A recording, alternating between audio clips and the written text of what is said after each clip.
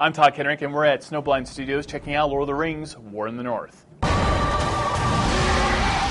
We dropped by to see how they brought this latest Lord of the Rings video game to life by focusing on something Gandalf said in the novels.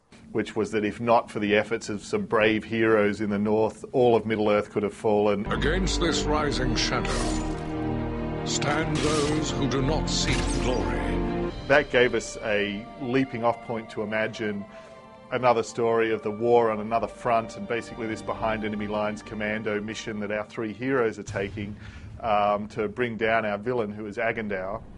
To the north, he sends Agendaur, cruel master of dark sorceries. So the story begins in Bree, where you're meeting up with Aragorn, and you're telling him a little bit about what has just happened.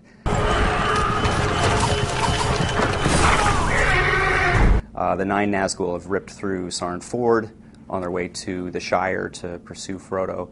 Agendaur. These lands have known peace for too long. With this information, you're able to give him a little bit of background on what's going on, and he sends you on a mission to Fornost to sort of investigate. You should be on your way to Fornost. The fate of Middle-earth may depend upon drawing the enemy's attention away from here.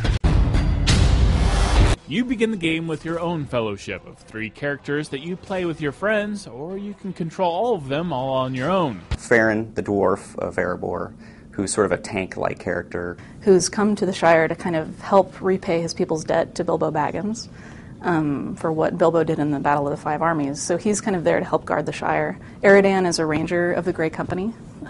He's a new character, but the Grey Company was featured pretty prominently in the books. Who specializes in sort of stealthy mechanics, really good at sniping, also the long sword and dual wielding and that kind of thing. And Andriel, who's an elf of Rivendell, who specializes in magic using and defensive maneuvers. And she is Elrond's kind of agent to go out into the world and investigate, odd happenings.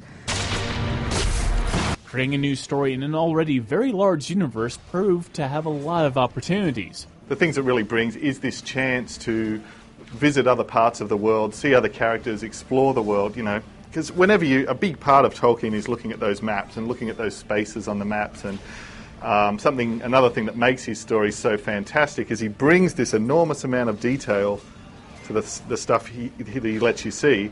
But then there's always these other horizons off to the edge, that you want to paint in or visit, and these sort of possibilities. So I think what the game does is it actually delivers on that. It lets you go and visit those places and experience them in a way that's very, very faithful to both the spirit of the books and also to the visual realization of the movies.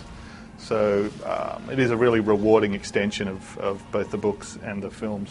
Lord of the Rings War in the North comes out this November 1st. I did play some of the game, and so far, so good. It's obvious that the game developers are big Tolkien fans, but we won't know more until we finish the full game. For InGame at MSNBC.com, I'm Todd Kenrick.